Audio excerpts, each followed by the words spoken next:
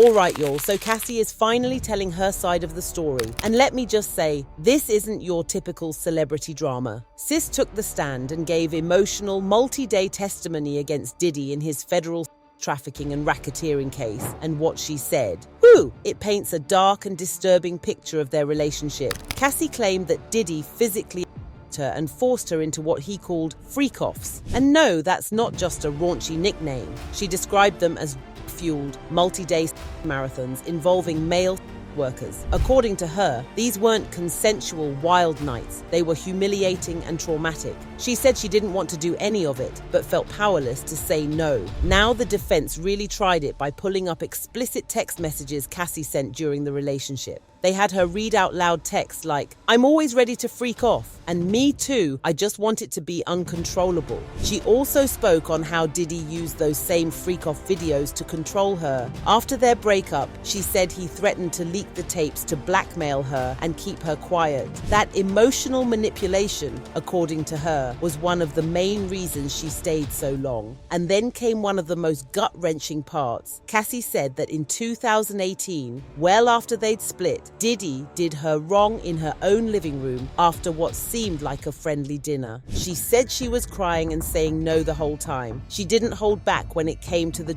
use either. Cassie admitted she sometimes had to get IV fluids just to recover from those encounters, and even developed an opioid addiction just to numb herself from what was going on. She also said Diddy didn't like her doing socially. He wanted her to only use them with him. At one point, he even told her dealers to stop supplying her and suggested she get treatment. The wasn't just emotional or either. Cassie talked about several physical altercations, including one where she said Diddy attacked her in her sleep, leaving a permanent scar. She also brought up that whole situation with Kid Cudi. Remember when that was a thing? Apparently Diddy flipped when he found out about them. It all eventually pushed her to the edge. Cassie said she struggled with suicidal thoughts and finally decided to start therapy in 2023. She said she came forward because the shame and pain were too heavy to carry alone. And while the defense did admit that Diddy had an unconventional life and had been, they argued that everything was consensual and compared the whole freak-off lifestyle to something like a swingers arrangement. Cassie made it clear she disagreed, saying Diddy was in control of everything and that it wasn't remotely mutual. And let's not forget, Cassie already settled a separate lawsuit against Diddy for a reported $20 million.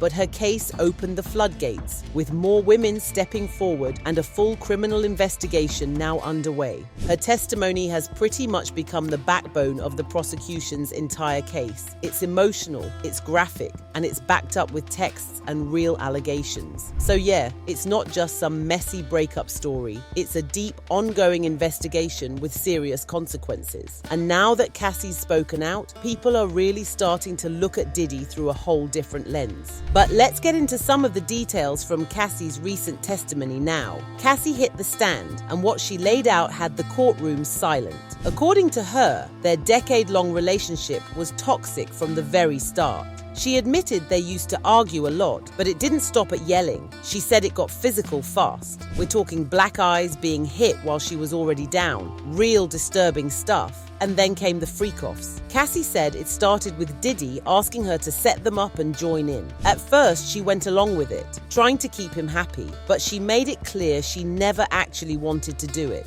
Not that often, and not under those conditions. Saying no didn't feel safe, and she hinted that Diddy had ways of keeping her quiet, like threats to expose her or leak something that could ruin her. This didn't just come with words either. She came with receipts. Cassie handed over laptops and hard drives filled with texts, photos, and documents tied to Diddy. And get this, she said she reviewed everything on there herself before turning it into the feds. She also got into the music side of things. Back in 2006, she signed a 10-album deal with Bad Boy, but only one album ever came out. According to her, Diddy was calling all the shots over her career, her movements, everything. She was young, just turning 21 when things turned romantic. romantic, and he was nearly 2 decades older. She said it was never really clear what they were. She felt like the secret girl while he was still publicly involved with Kim Porter. Then came one of the most unsettling moments in her testimony. Cassie claimed Diddy once drugged her without her knowledge, slipping something into her Gatorade. She described feeling spaced out, almost like she was rolling, and said being around him made her feel like she was trapped in this fake relationship that he never even acknowledged in public. She painted a picture of chaos behind the glam, constant travel, a team of assistants, luxury on the outside, but rage bubbling underneath.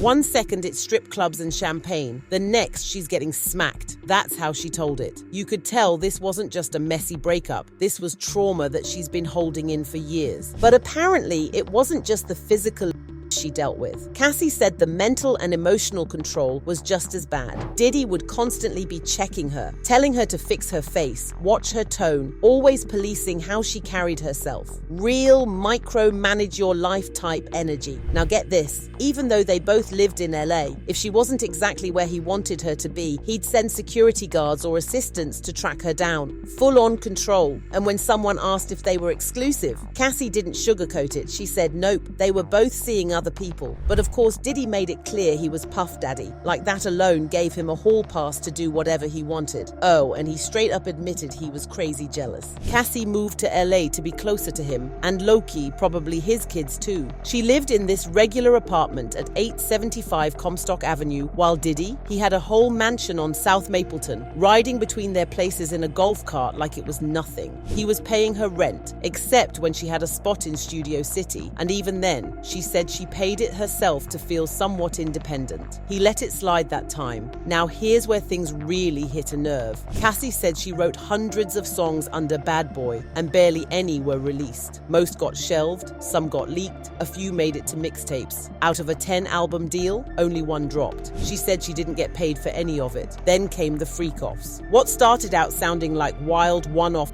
escapades, Cassie said it became a whole job, like full-time hours. Some sessions went on for 4 days straight. No time to rest, no time to recover, no time to even think about music. At one point, her manager was James Cruz. Yeah, that James Cruz. But even he admitted to her that working with her felt like doing his job with one hand tied behind his back, because Diddy had to approve everything. So when music wasn't making money, she started hosting clubs, but only if Diddy gave it the green light. And he always had something to say about how she looked. From her nails to her hair, it was constant critique. Even when she shaved her head in 2009, that was picked apart too. He told her to keep her body right, work out, stay ready for the freak-offs. She said Diddy would give her cash sometimes, but don't get it twisted. It wasn't generosity. If she did something he didn't like, he'd take it back, cut her off. It was always conditional. Same with her confidence. He'd build her up just to break her down. And get this, when she was being punished, she said Diddy's people would come and take her laptop and phone. She didn't know exactly who gave the order, but she believed they were just following his instructions. She even named names: Christina Courtroom, Tony Fletcher, and one of Diddy's security guards who was apparently always lurking around. She said she was constantly around his homes: New York, Miami, LA, Alpine, New Jersey, and all of them stocked with safes full of cash, jewelry, cameras, and videotapes. Yeah, and then this part right here. She said they were in the middle of a freak-off in LA when Drock busts in like, Suge Knight is down the street at a diner. Diddy jumped in his car and sped off like he was about to start a war. Cassie said she was sobbing, panicking, begging him not to do something stupid.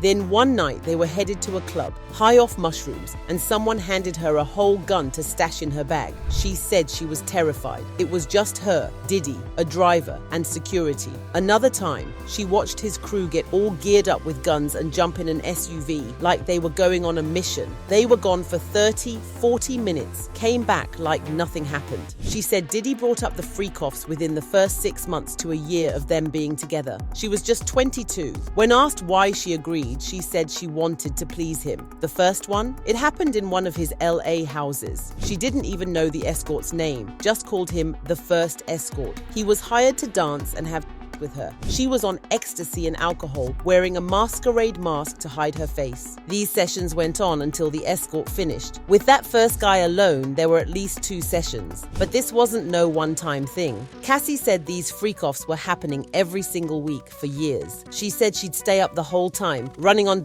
like MDMA, mushrooms, whatever helped her zone out, numb the pain. She felt humiliated, but didn't even have the words back then. And anytime she tried to back away, she'd be careful about it, because upsetting Diddy meant or being replaced. Emails showed her walking on eggshells. She called him Pop because he asked what she called her granddad. And when he sensed she wanted to stop the freakoffs, she immediately backed off and tried to make peace. They did this everywhere. Miami, New York, Atlanta, Iowa, Vegas, LA. Hotels like the Intercontinental, Trump Gramercy, Mandarin Oriental. They used fake names like Jackie Star and Frank Black. Johnson's baby oil was always on deck, and if they ran out, staff or hotel service would restock it like it was normal. Cassie even said Diddy demanded these freakoffs during her period. She was choked, threw up, and sometimes even urinated on, without consent. She said she felt like an object. Sometimes Diddy would jump in after the escort finished. Other times he watched on FaceTime. Everything was recorded on both of their phones. She'd delete what she could, but has no idea what's still on his. She mentioned a specific night at the Intercontinental in Century City. She tried to leave early for a premiere. Diddy hit her between sessions, dragged her back, and security footage caught him grabbing her phone and bag while she was trying to call for help. In the end, Cassie said the freakoffs were built on a network of escorts, ones found on Craigslist or Backpage, vetted to make sure they weren't undercover or likely to talk. She admitted she kept doing just to not be present because she hated every single moment but felt trapped. And y'all, that's when the judge ended the session for the day. The courtroom was stunned, and honestly, so are we. Because if this is just what's been shared so far, how much darker does it really get? People think Diddy is a goner. Comments online read stuff like, Diddy done, and people are really hoping Cassie can walk away from this experience and still stay the same. I'm praying for Cassie for her healing, peace, comfort, and mental health. But we now want to hear your thoughts in the comments. And don't forget to check out the next deep dive we've got waiting for you. This story is unraveling fast.